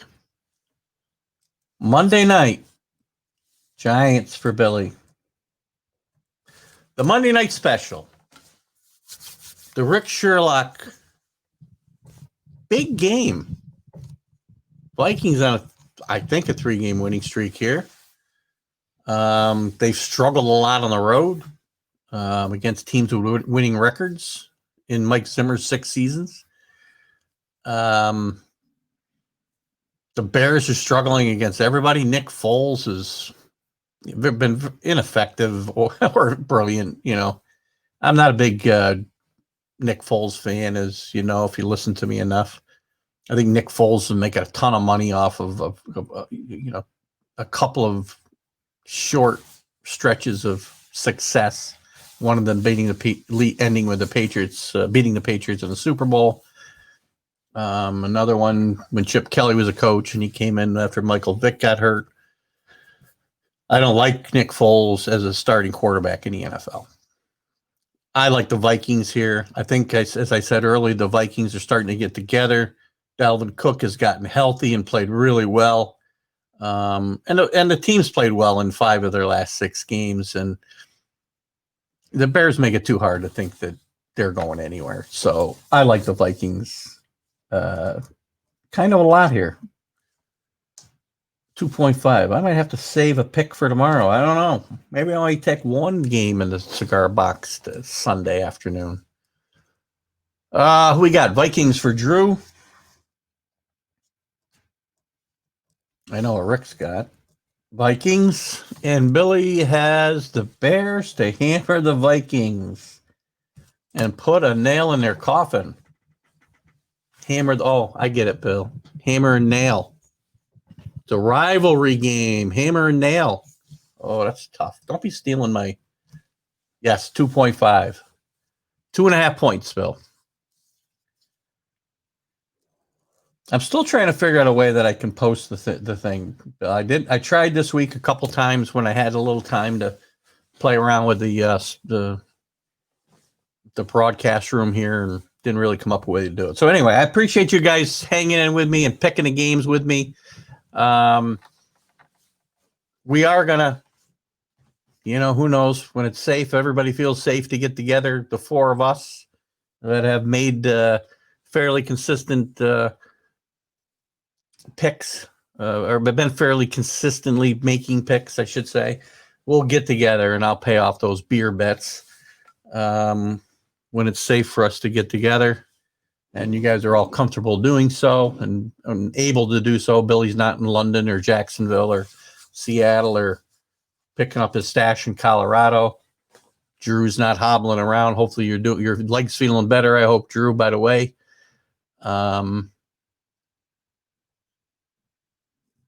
Yeah, maybe I will do that, Drew. The site that I use and do my picks or do my research on kind of jumps around a little bit. So I may switch that up and go 1 o'clock to Monday night. So COVID is oh gosh. All right. Guys, we've had a good week. I appreciate you guys being here with me. I appreciate everybody that pops in and out during the morning. And I know there's a bunch of you that don't necessarily speak up, but you do watch. And later on, we'll, once I share this, and we still get, even though I don't have any scintillating guests today, it's just me and my stream of consciousness and talking with you guys and bantering back and forth. I enjoy it. People seem to enjoy it. We still get 400, 500, 600 views of this show. Not as good as the interview shows where I might get 3,000 or 4,000. I reposted my Greg Pryor interview from earlier it was like my second interview. Oh, Drew's got a question here, which I'll touch on in a second. I reposted my Greg Pryor interview and shared it to a few new baseball sites, classic baseball sites that I joined. And I'm that's getting close to 6,000 views now. So I'm going to be, as I said before, I'm going to be reposting and sharing some of these interviews that I did early on with Greg Pryor, with Mark Littell, the ones that, don't really have a timeliness to them. We weren't talking about, I can't really post my Mike Vaccaro and Kevin Kernan interviews because we were talking about situations that were happening at the time and it probably wouldn't hold up. But the interviews with some of the athletes I've had, I can talk about, I can repost that because we're just talking about their careers. And we talked a little bit about the game today, but I'm going to be reposting some of those, and they're a lot of fun. So if you haven't seen them, I had some great interviews, and we got some great guests coming up. Rex Walters next week, who's an assistant coach at Wake Forest, has been an NCAA head coach at San Francisco and Florida Atlantic in the past, was one of the great guards in Kansas Jayhawks history in the 90s, first round draft pick by the Nets. He'll be my guest next week. Following that, I have Larry Farmer, and if you're a college football fan or college basketball fan like I am, and was even more back in the 70s and 80s when it was really starting to just March Madness was coming a big thing. Larry Farmer played with Bill Walton at UCLA, and he was one of the coaches that followed John Wooden a couple steps past Gene Bartow and Cunningham and a few of the other guys that came after Wooden. Might have been the third guy after him, third or fourth. But we're going to have Larry Farmer on the 27th, and we're going to talk about his career at UCLA, which I think it should be a fascinating conversation. He went on to coach Loyola of Chicago and some other teams, and he just finished up his career as an assistant coach, and he's writing a new book. So let me go back here a little bit. So those will be coming up soon, and we got some good stuff in December as well. I got one date left in December to fill. Drew asked what I think about the hiring of the Sox hiring Cora back, the rehiring. I don't know. I don't have necessarily a problem with it. I don't have a problem that Hinch got a job with the Tigers either. Again, they weren't the guys. Well, Cora was more heavily involved than Hinch, actually. I just think, they got suspended for the time they got suspended. The Red Sox maybe are a bit hypocritical. Maybe you shouldn't have fired him. Maybe you should have just suspended him for the year if you knew you were going to hire him back in a year. I'm not shocked they did this. I mean, I thought there was always a chance Hinch was going to come back to the Astros, but I think that one was a little too close to home, happening right there. So there was less chance of that. I'm not shocked that the Red Sox brought Cora back, and I really don't have a problem with it.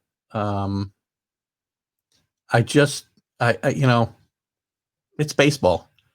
I think Carlos Beltran is the guy who makes out the worst in this because he's probably never going to get another shot. Got hired by the Mets, as I know Drew would know, and some of you others of you might. See you later, Bill. Thanks for being with us. I'm going to be signing off here in a second. I just want to touch on Drew's question. And I missed a question here. Sorry. So I'm not shocked by this rehiring. I think the guy, like I said, who's never going to get another chance, and it might be a shame, is Carlos Beltran, because I think he had the makings of a really good major league manager, and I just don't think he's ever going to get another shot. We'll see. We'll see, guys. It's been fun.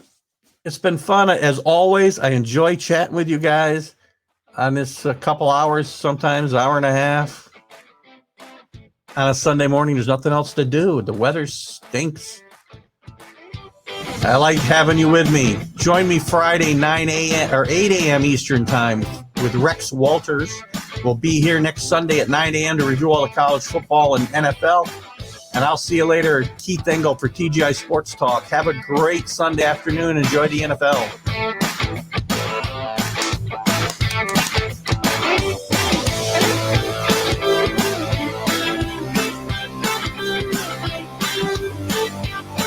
Out.